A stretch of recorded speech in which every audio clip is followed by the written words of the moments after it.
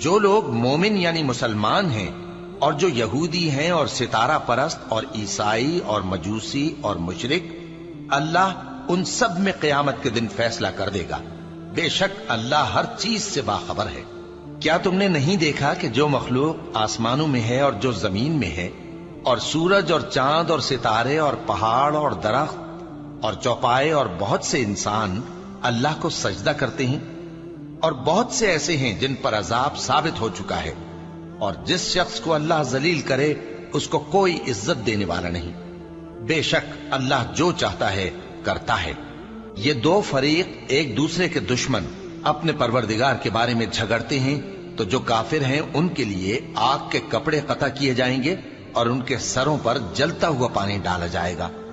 اس سے ان کے پیٹ کے اندر کی چیزیں اور کھالیں گل جائیں گی، اور ان کے مارنے کے لیے لوہے کے ہتھوڑے ہوں گے۔